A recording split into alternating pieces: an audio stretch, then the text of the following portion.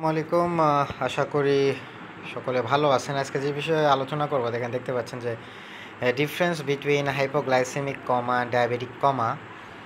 তো আমরা এটা ডিফারেন্স কিভাবে শনাক্ত করব কার হইছে হাইপোগ্লাইসেমিক অর্থাৎ ডায়াবেটিস লেভেল সুগার লেভেল কমে যাওয়ার জন্য অজ্ঞান হয়ে গেছে বা ডায়াবেটিস শুধু ডায়াবেটিসের জন্যই কমা হয়েছে।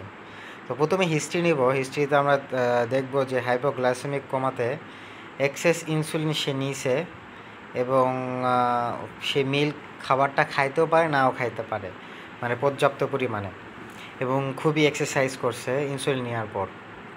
এবং ডায়াবেটিক কমাতে ইনসুলিন কেউ নিতেও পারে নাও নিতে পারে, বাট তার কিছু ইনফেকশান থাকবে এবং পেটের সমস্যা থাকবে, ডাইজেস্টিভ ডিস্টার্বনেস। অনসেট কখন হতে পারে? র্যাপিড অনসেট হাইপোগ্লাইসেমি হঠাৎ করে হয়, সাধারণত ইনসুলিন নেওয়ার পর হয় এটা বলতেছে। এবং ভালো স্বাস্থ্য থাকলেও তার কিন্তু এটা সমস্যা হয়ে থাকে। আর কমা কী হবে? এটা আস্তে আস্তে হয়, স্লো অনসেট, পেশেন্ট হ্যাজ ইল, সাধারণত রুগীটা অসুস্থ হয় ফর সেভারাল ডেজ, কিছু দিন ধরে।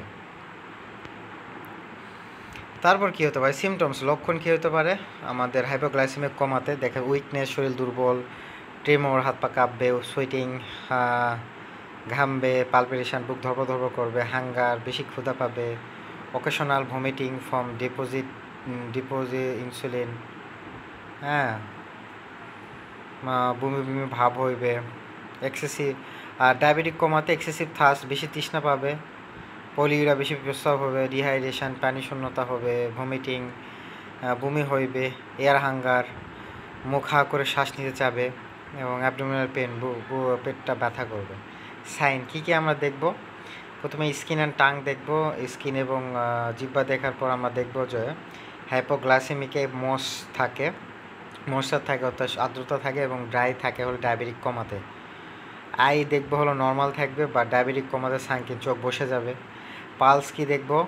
হাইপোগ্লাইসেমিয়াতে টাকিকার্ড, হার্ট রেট বাড়বে, এবং হলো ডায়াবেটিক কমাতে লো হয়ে যাবে। বিপি কি দেখব? সাধারণত নর্মাল হাই থাকতে পারে হাইপোগ্লাইসেমিতে, এবং হলো ডায়াবেটিক কমাতে লো থাকবে। ব্রেথিং কি করব?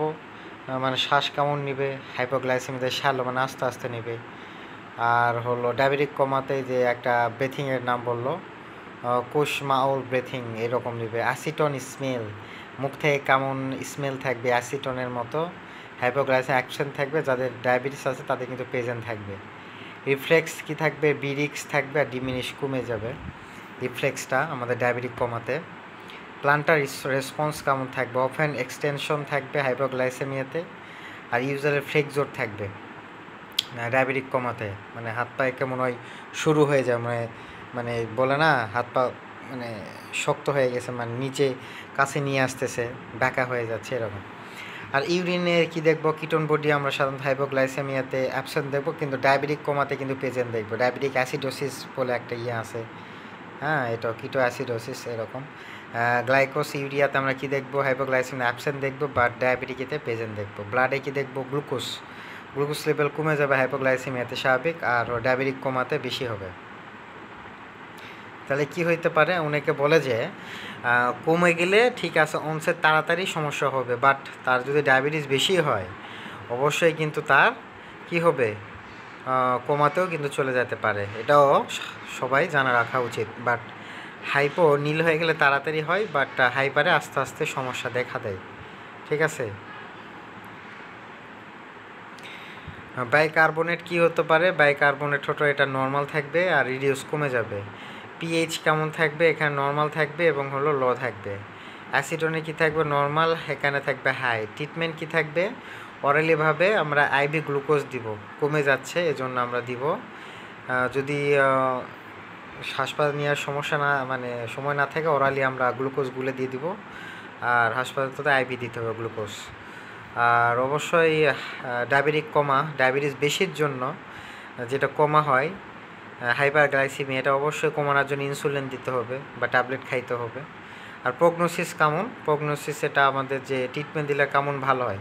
হাইপোগ্লাইসেমিয়াতে কিন্তু ম্যাজিকের মতো কাজ করে, তাড়াতাড়ি সুস্থ থাকে, বাট ডায়াবেটিক কমা এটা কিন্তু খারাপের দিকে যায় সাধারণত ভালো হওয়ার প্রগনোসিসটা খুবই খারাপ, মানে তাড়াতাড়ি ভালো হতে চায় না। এই তো আমাদের হাইপোগ্লাইসেমিক কমা আর ডায়াবেটিক কমা নিয়ে কথা, যেটা আমরা কীভাবে বুঝবো যে তার সুগার লেভেল কমে যাওয়ার জন্য কি হয়েছে এবং হলো সুগার লেভেল বেড়ে যাওয়ার জন্য যেমন কমা হয়, এটা ডিফারেন্সটা আমরা কীভাবে নিতে পারবো। তো আশা করি ভালো থাকবেন, সুস্থ থাকবেন।